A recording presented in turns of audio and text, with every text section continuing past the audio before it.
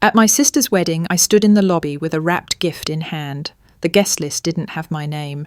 The coordinator leaned in and whispered, "Only close family."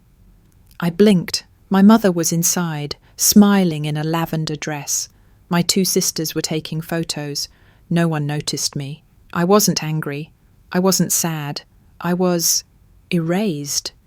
That's when I realized blood means nothing when your presence is no longer wanted. My father died 2 days before my 14th birthday. One moment he was humming while mowing the lawn. The next he was on the kitchen floor, clutching his chest. We never made it to the hospital. That night, the world stopped spinning the way it used to. My mother sat stiff in the corner, silent and frozen. I remember standing in the middle of the living room, hearing my little sisters cry, and knowing somehow that everything had changed. From then on, I wasn't a child anymore. I became something in between, a placeholder for my father, a backup adult. I learned how to make dinner using old recipe cards, how to braid Chloe's hair before school, and how to keep Melissa from crying when Mom disappeared into her room for hours. Every time someone said, "Julia, be a good big sister," it felt more like, "Julia, hold everything together." No one asked how I was doing, not once. At 16, I got a job shelving books at the library after school. The paycheck wasn't much, but it helped. I used it to buy groceries, to replace Chloe's broken backpack, and once to pay the electricity bill when the house went dark. I didn't expect thanks. I just didn't want my sisters to be scared. One winter night, Melissa came down with the flu. I stayed up all night cooling her forehead, changing damp cloths, whispering lullabies.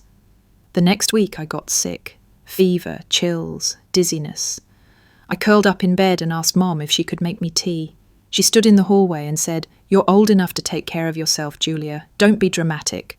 That sentence carved something out of me. I stopped asking for help after that. I stopped thinking someone would catch me if I fell. It wasn't that I stopped loving them. I just started disappearing inside myself, quietly, unnoticeably.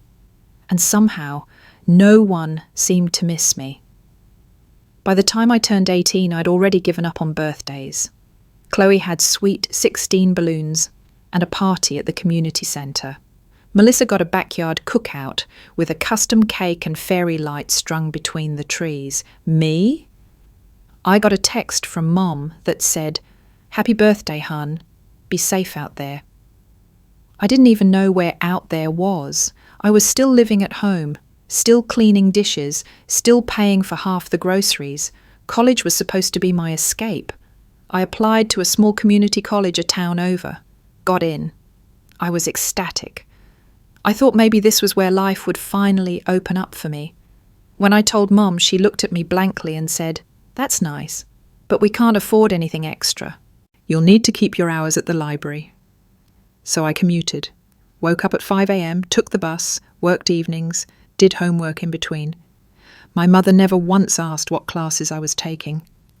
Chloe started calling me the ghost as a joke because I was always too tired to talk. Graduation came around. I was the first in the family to finish college. I didn't want a party, I knew better. But I hoped, maybe, they'd come to the ceremony. I left a printed invitation on the fridge. No one showed up. After the ceremony, while other families took photos with flowers and banners, I walked home in my gown and heels. Melissa texted me that night.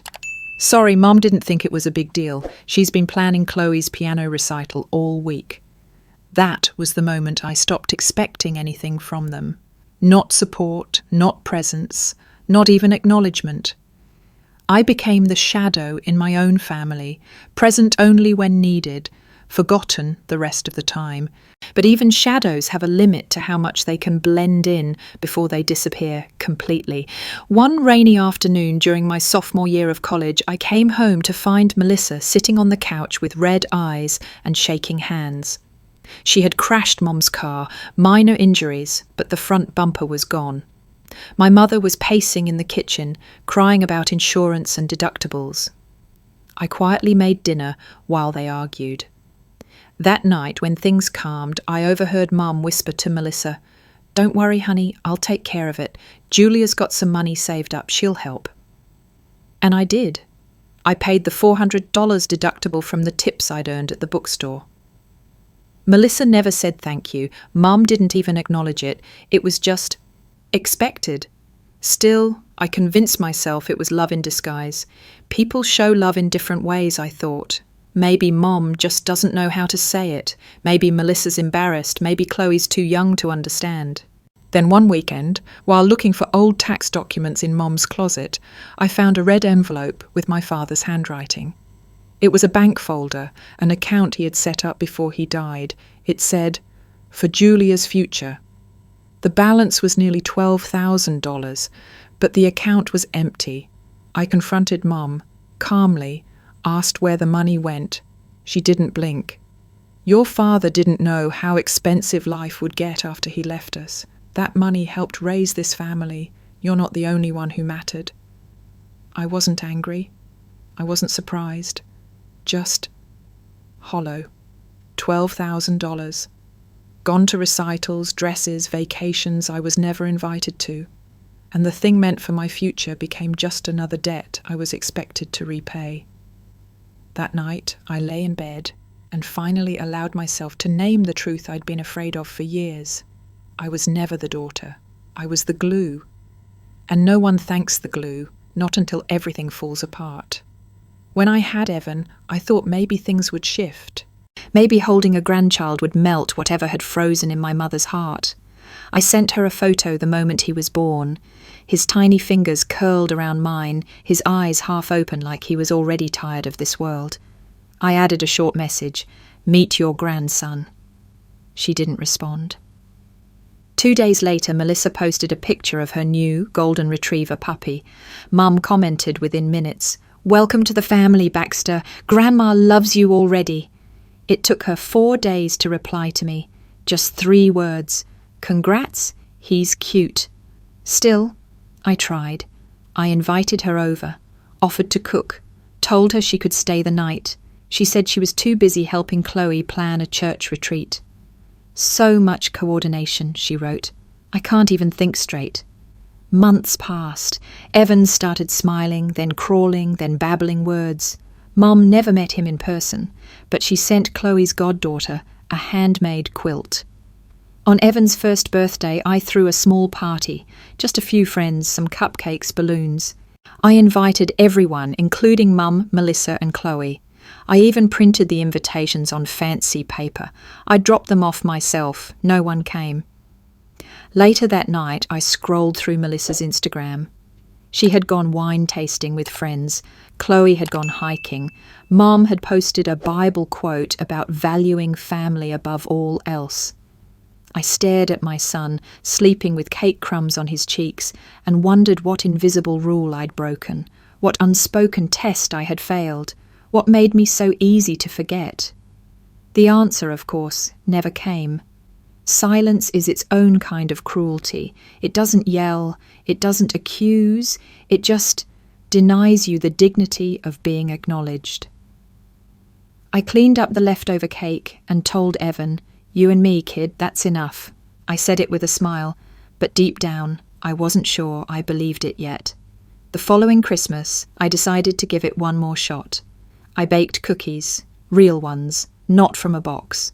I wrapped presents for everyone, even the nieces and nephews I barely knew. I dressed Evan in a tiny red sweater with reindeer antlers and packed the car with gifts and nervous hope. When we arrived at Mom's house, the front yard was already crowded.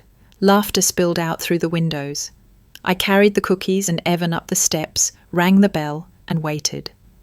Melissa opened the door. "Oh," she said, blinking, "you came." That should have been the first red flag. Inside, the house was glowing with golden light. Chloe was playing piano softly in the background. Everyone had drinks. There was a huge table set with name cards, an elegant touch I hadn't seen before. I glanced around. There was no card for me. "Where should we sit?" I asked Melissa. She looked around, confused, or pretending to be. "Oh, we weren't sure you were coming, so I think there's space in the den.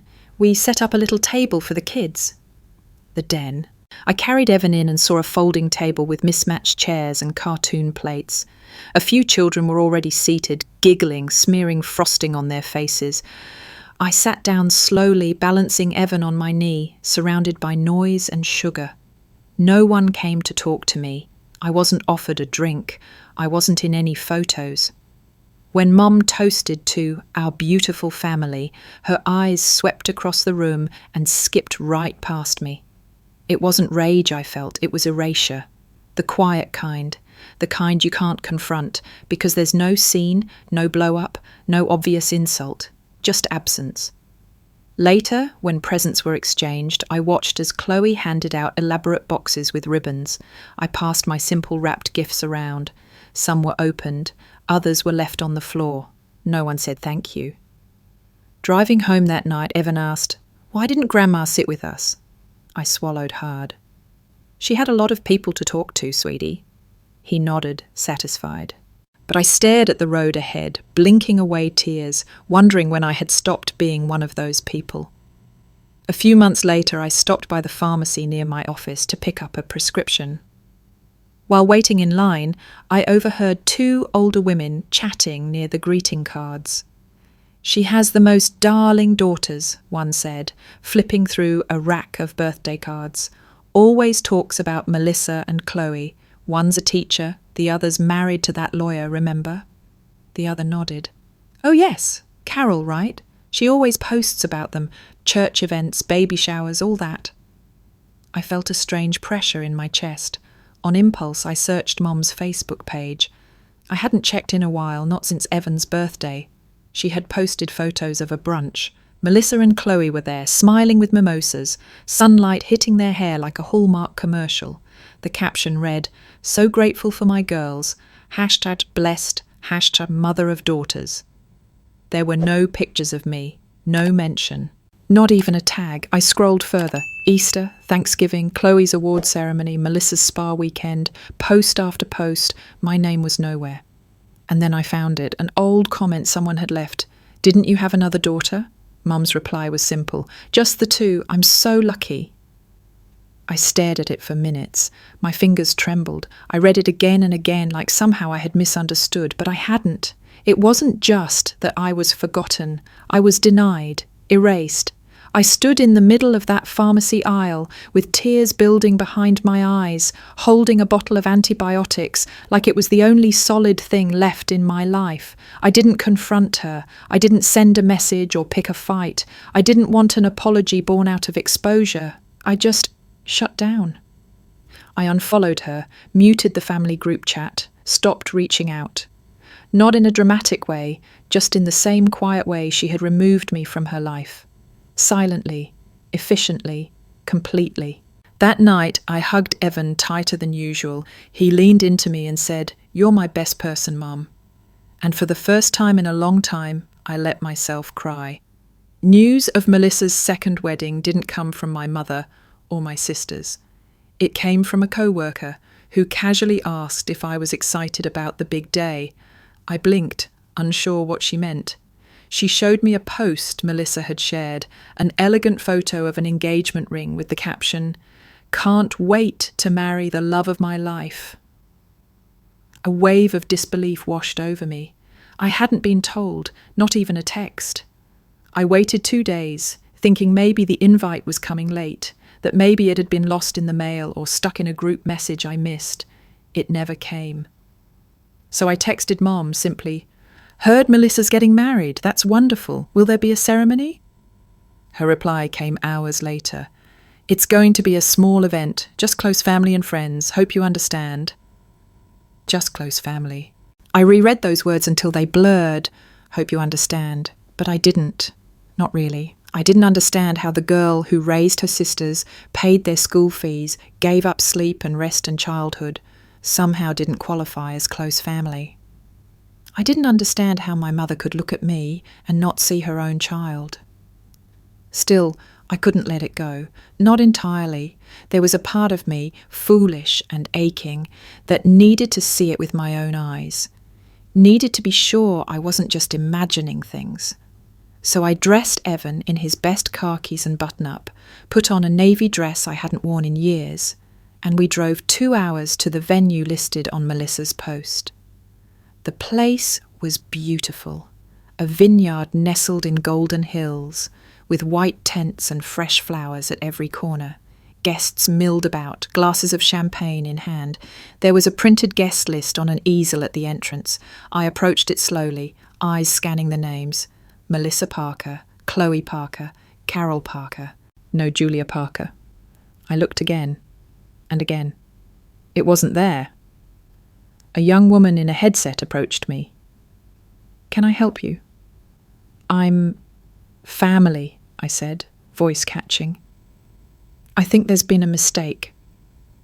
She checked her list, then gave me a tight smile. "I'm sorry. This is an invitation-only event." And just like that, I was no one, standing outside my own sister's wedding.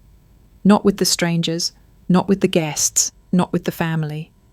With no name on the list, I didn't exist. I stood there for a moment longer, unsure whether to cry or laugh. Evan looked up at me, confused. "Are we not going inside, Mum?" Before I could answer, I spotted them. Mum, Melissa and Chloe, walking arm in arm through the courtyard. Melissa was radiant in her ivory dress. Chloe held the bouquet. And Mum was beaming, glowing with pride, like this was the moment she'd waited her whole life for. She glanced in my direction, paused, and turned away. It wasn't a squint or a look of confusion. She had seen me, she knew it was me, and she chose to keep walking. I bent down, pretending to fix Evan's collar. "We're not staying," I said softly. "Why?" "They didn't plan for us."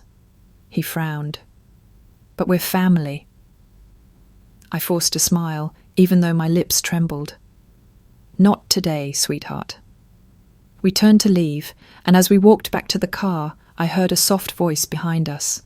A server was jogging up, holding something in his hand. "Excuse me, ma'am." I stopped. He handed me a printed program. "I found this near the entrance. You dropped it, I think." I hadn't, but I took it anyway. Just before I folded it and tossed it aside, something caught my eye on the back page. The Parker family lineage, honouring the women who raised us. There were photos, old black and whites, childhood snapshots, one of Melissa in pigtails, one of Chloe holding a cat, one of Mom in her youth. There were no pictures of me, no captions, no mention. Just like that, history had been rewritten. I wasn't just not invited, I was erased from memory, from legacy, from blood. My breath caught. Evan touched my hand gently. "Did they forget you?" I knelt and looked him in the eye. "No, baby. They didn't forget." He waited, brows raised. They just decided I didn't count. Back home, I sat in the living room staring at the folded program from Melissa's wedding. It felt heavier than it should have, like it carried the weight of every time I had been silenced, sidelined, or simply made invisible. I set it down, then picked it back up again, fingers trembling, heart pounding in that slow, dull rhythm of betrayal. Evan was in bed, already asleep. The house was quiet, too quiet, that kind of quiet that presses in on your skin. I opened my laptop and without thinking too hard searched Melissa Parker wedding guest list. I half expected nothing to come up. But there it was. A lifestyle blog had covered the event, photos, interviews, a list of honoured guests. And buried in the middle of that glowing article, just after Melissa's college roommate and before Chloe's boyfriend, Rachel Parker, family friend, goddaughter of Carol Parker, Rachel Parker, a name I barely recognised, a second cousin I'd met once maybe, at a funeral. She made the list. I didn't. My stomach twisted, not because I wanted the spotlight, not because I needed validation, but because it was official now. Someone else had taken my seat at the table, my name, my space, my place in the family. They didn't just ignore me, they replaced me. That was the twist I hadn't seen coming, not the forgetting, but the deliberate filling of my space with someone easier, someone quieter, someone who hadn't been inconveniently loud with her love or her pain. I didn't cry, not right away. Instead, I opened a blank document and began to type. Not a letter, not a message. Just the first line of something that felt like truth. I used to believe I was the problem until they made sure I was no longer part of the picture. For weeks after the wedding, I drifted through life in a fog. I went to work. I packed Evan's lunches. I nodded through conversations I couldn't remember. But inside, something was burning, quiet and constant. One night, unable to sleep, I opened the document I had started. I stared at that single line for hours. Then I added another and another. Soon I was writing every night, not just about the wedding, but everything. The skipped birthdays, the empty chairs, the way silence had become a language in my family. I didn't write for revenge. I wrote to remember, to reclaim the space I had lost. After a month, I had 50 pages, then 70, then 100. I didn't know what I was building, memoir, diary, confession, but it felt like something solid in a world that had made me feel so disposable. One evening, while Evan was at a friend's house, I posted a short excerpt on a forum for single mothers. I titled it, Invisible Daughter. The next morning, I had over 300 comments. Women from all over the country responded. Some had been disowned, some estranged, some forgotten. All of them said the same thing. I thought I was the only one. The floodgates opened. I started a blog, then a podcast. I called it For the Forgotten. Each week I read a story, mine or one submitted by someone else. People listened, they shared. The community grew. There was grief, yes, but also solidarity, power in naming the hurt. It was through that space that I began to feel something I hadn't in years, seen. I still hadn't spoken to Mum, or Melissa, or Chloe, but their silence no longer felt like a verdict. It felt like distance, and for the first time I saw that distance for what it was, a border I didn't have to cross anymore. A few months into the podcast, I received an email that made me pause.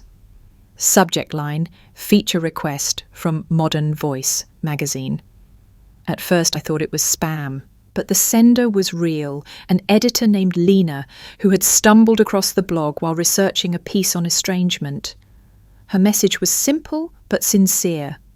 We believe your story and the stories you've collected speak to a silent epidemic.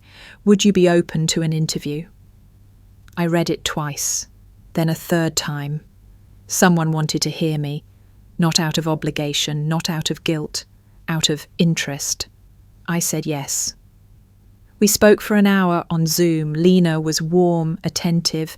She asked about Evan, about the blog's origin, about how it felt to be othered by those who should have been your first home.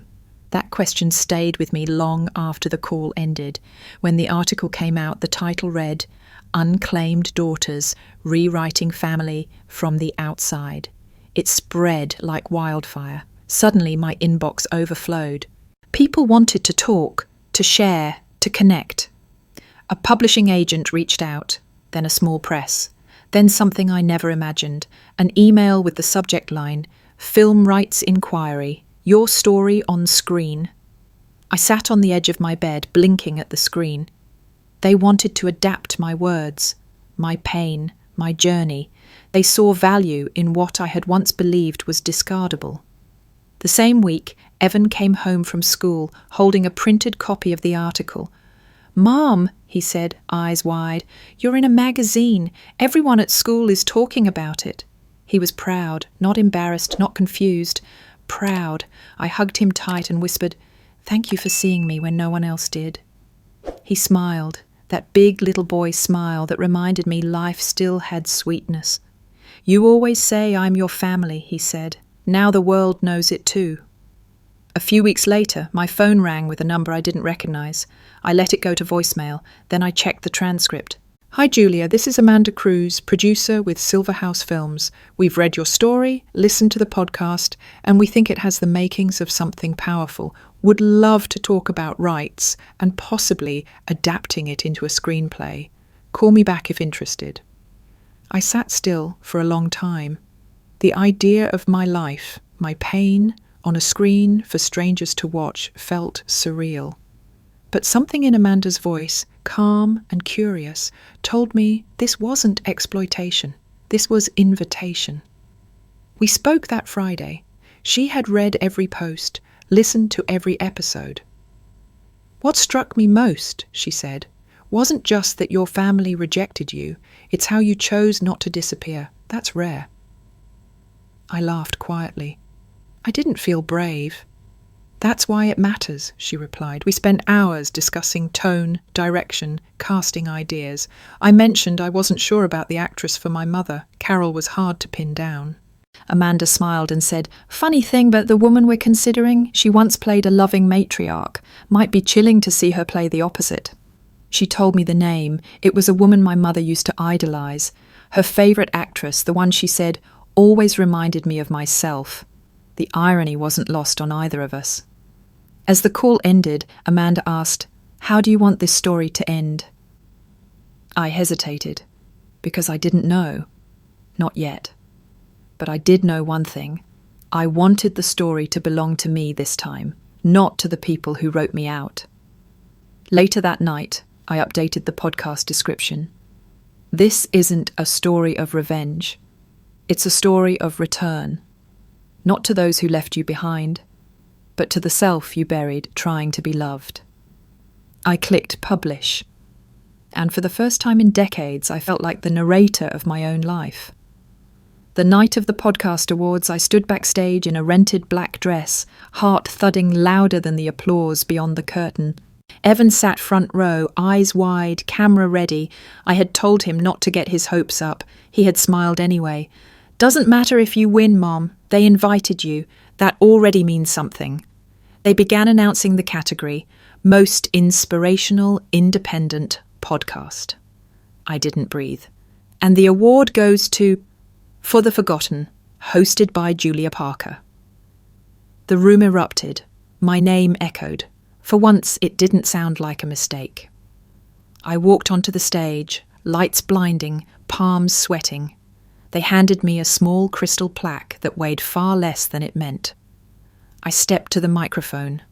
I hadn't prepared a speech, just a heartbeat full of truth. I spent most of my life waiting to be acknowledged by the people who were supposed to love me unconditionally. When that didn't happen, I thought maybe I was unlovable. But then strangers listened. They reached out, and I realized I wasn't invisible, I was just misnamed. A murmur of emotion ran through the crowd. I accept this award not because I needed it to matter, but because it reminds me that healing isn't always private. Sometimes being seen saves you.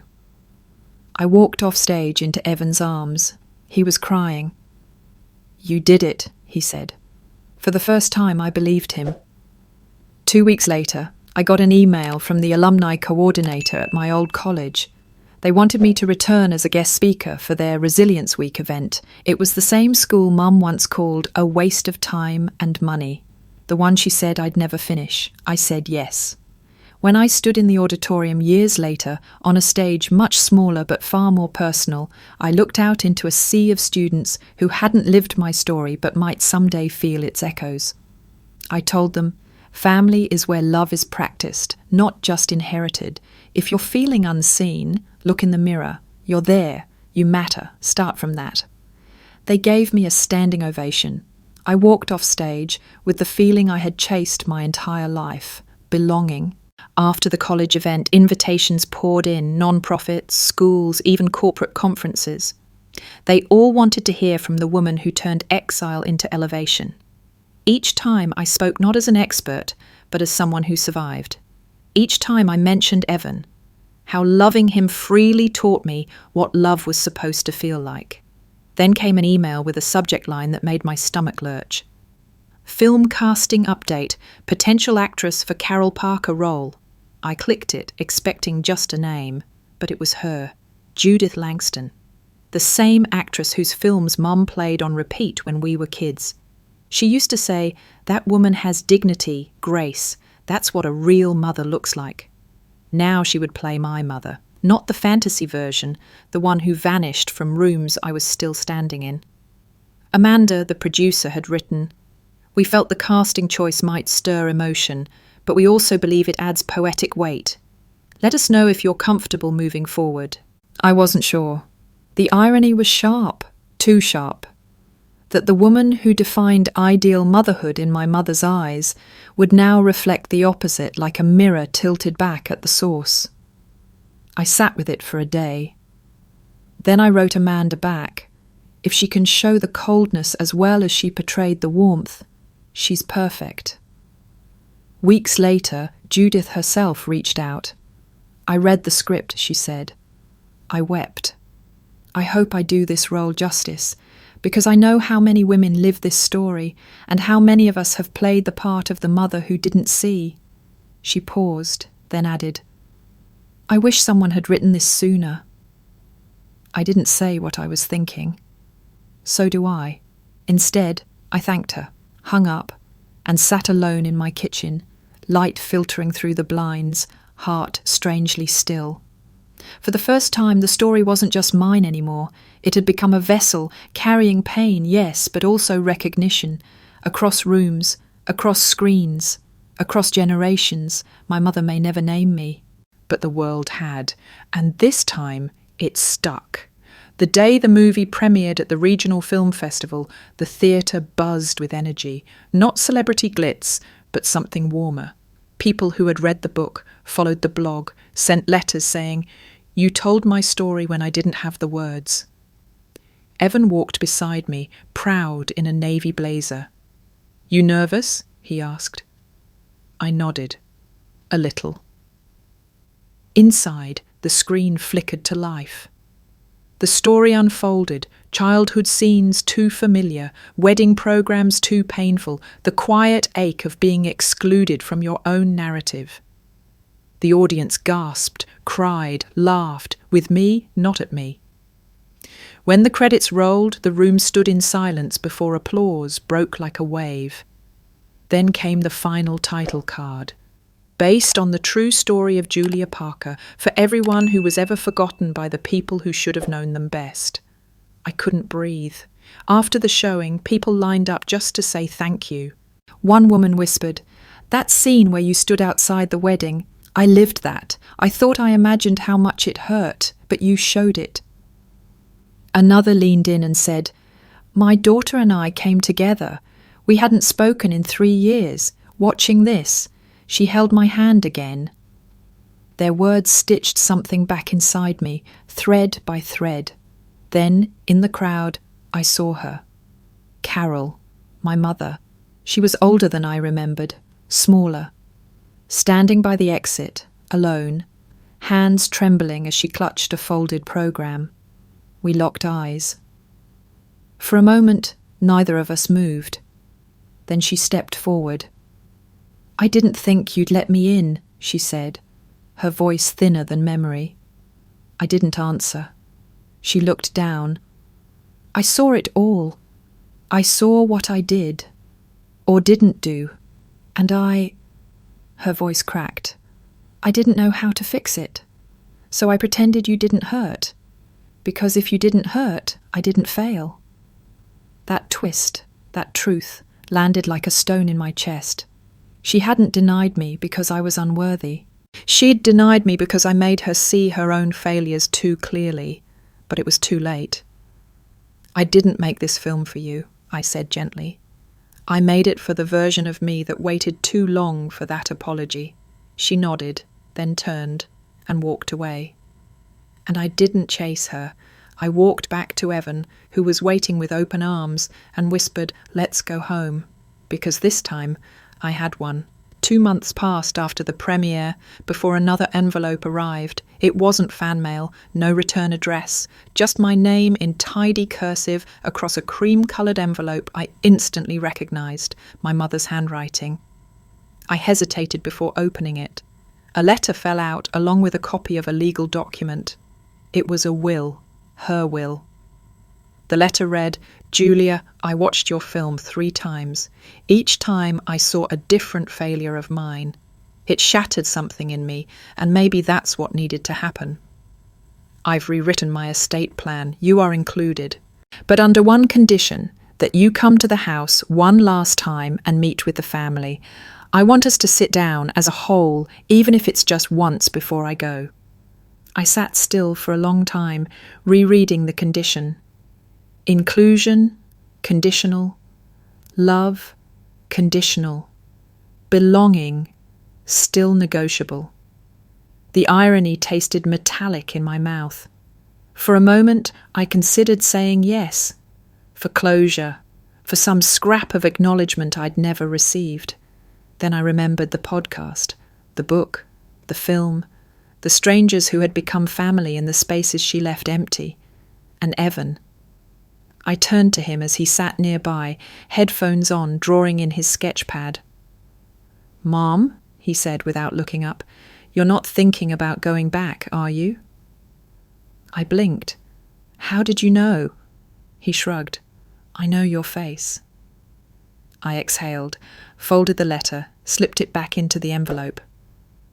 Later that night I wrote my mother a new letter, not one of acceptance or refusal, but clarity. "I hope your final years are peaceful, but I won't attend a performance where my value is negotiated like an inheritance. I've built a life where I'm not tolerated, I'm celebrated. That's the only table I sit at now." I didn't send it out of anger. I sent it as liberation. Because when someone finally tries to pull you back, and you have the strength to say no, that's not rejection, that's freedom. The weeks following my response brought an unexpected stillness. No follow-up letter, no phone call, just quiet, thick and deliberate. Then came the email from Chloe. Subject, please reconsider. I hadn't heard from her in over a year.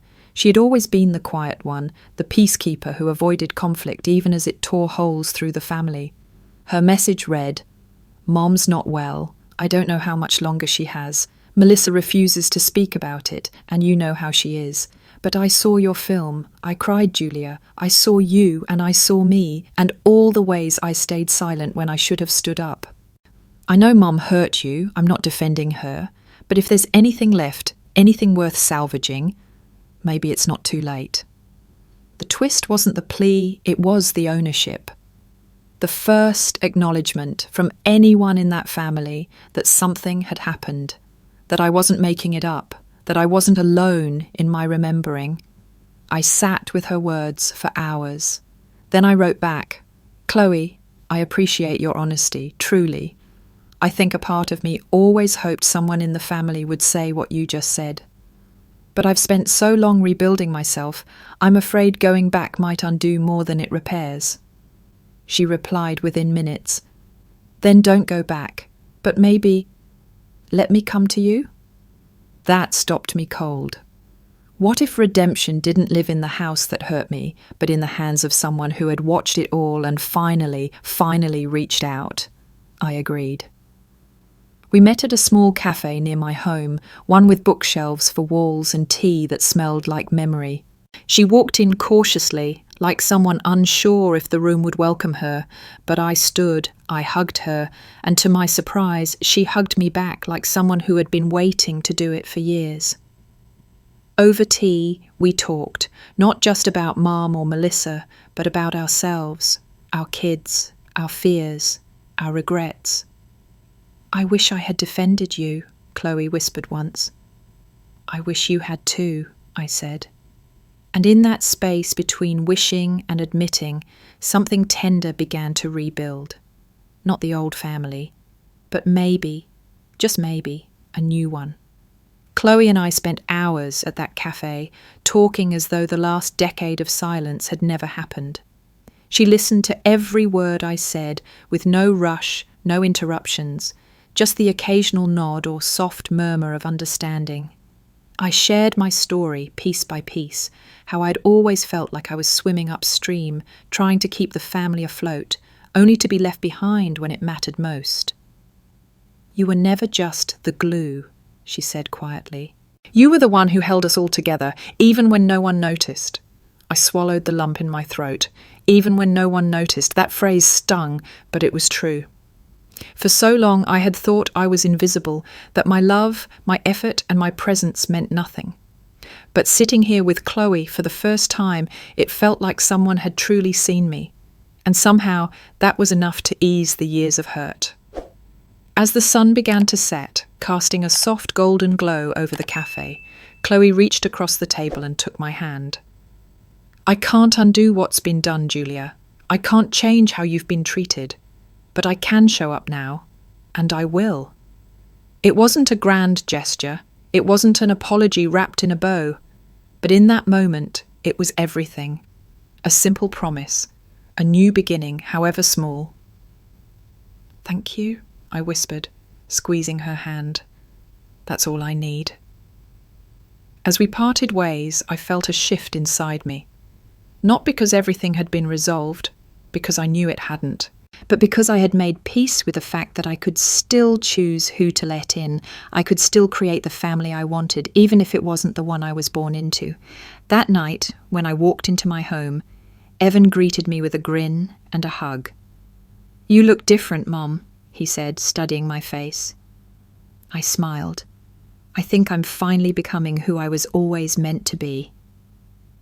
It had been a few weeks since my meeting with Chloe, and while things weren't perfect, a new kind of peace settled over me. My life was quieter, and strangely enough, that was what I had needed all along. I realized that peace wasn't about fixing what had been broken. It was about accepting the things I could not change and finding freedom in that acceptance.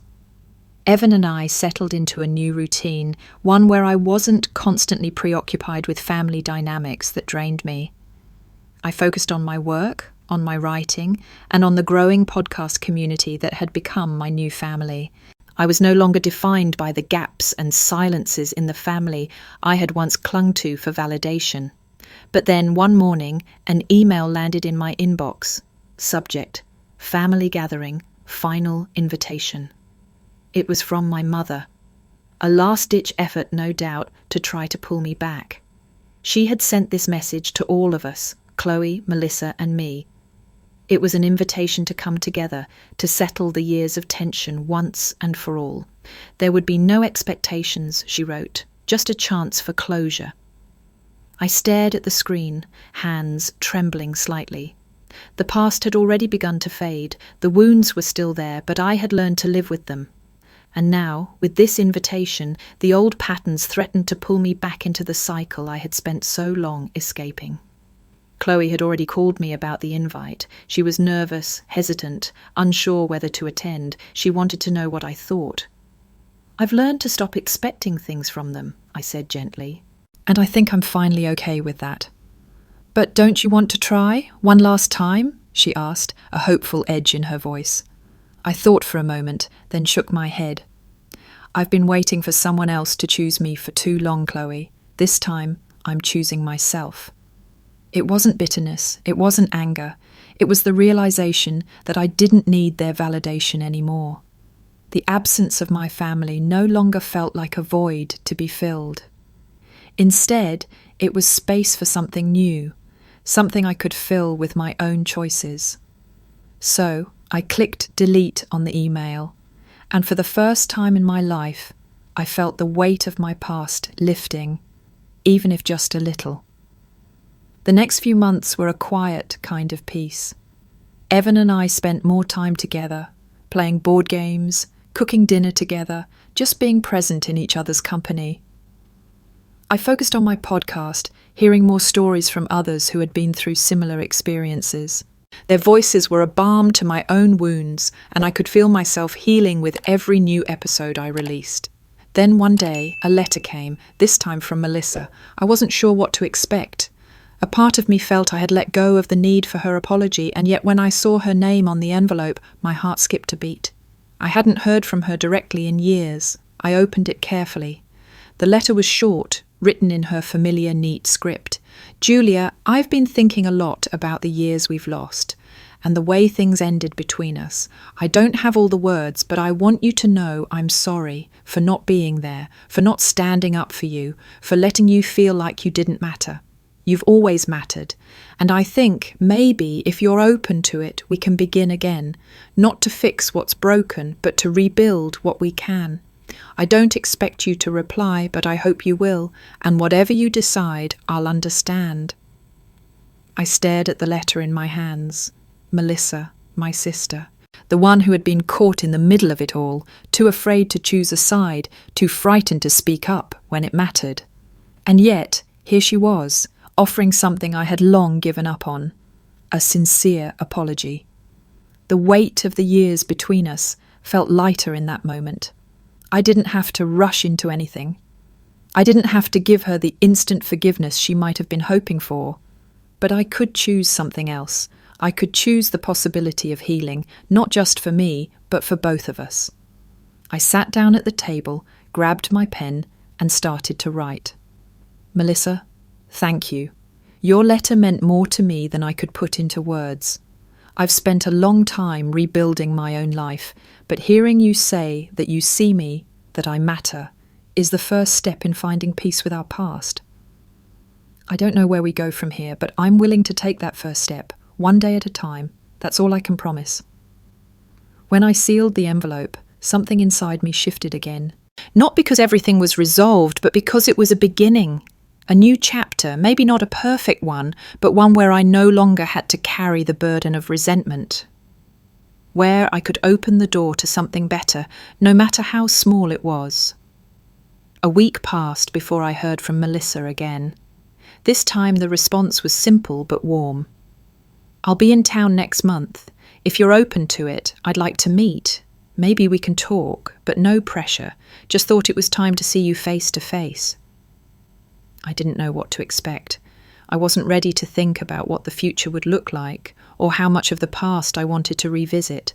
But I knew one thing, the constant question that had gnawed at me for years, am I enough? Was no longer one I needed to ask. I already had the answer. I sent a message back, I'd like that, let's meet. The day she arrived, I felt an unfamiliar calmness, not anxiety, not fear, just a quiet curiosity about what this meeting would bring. We chose a small park near the water, a place where the world felt distant but safe. Melissa was waiting on a bench, her posture tentative but open. She smiled when she saw me and stood up slowly. "Hey," she said, her voice quiet, almost unsure. I nodded, stepping forward. There were no grand speeches, no apologies required. There was just us, two women who had spent years apart, standing on the edge of a future neither of us could predict. We sat down on the bench together, not saying much at first, just listening to the wind and the distant hum of the city. "I don't know what to say," she admitted, looking down at her hands. "I don't know if I can make up for all that time, all those mistakes." I turned to her, feeling the weight of the words, but not the anger. "You don't have to. You've said enough."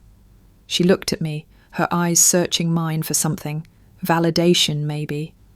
"I don't know how to fix things. I don't know if I can." I smiled softly. "You're not fixing anything. We're just here. We're here now. That's all that matters." And in that moment, I realized something. Not every wound needs to be healed all at once. Some things take time, some things don't need to be fixed. They just need to be acknowledged, accepted, and allowed to evolve into something new. The silence between us wasn't uncomfortable. It wasn't the silence of years of neglect. It was the silence of two people choosing to step forward, without expectations, without the pressure of making it perfect. Just two women deciding to exist in the same space, in the same world. After a while, we stood up and hugged. Tentatively, at first, then more firmly. It wasn't a grand reunion. It wasn't a fairy tale moment. But it was real. And that was more than enough. As we walked toward our separate cars, I turned to her and said, "I don't know what comes next, but I know I'm not alone anymore." She smiled, a small but sincere smile. Me neither. And in that small, simple exchange, I understood that the healing wasn't about them coming back, or about fixing broken bonds. It was about finding peace within myself, peace that came from no longer waiting for someone else's validation, peace that came from finally choosing myself.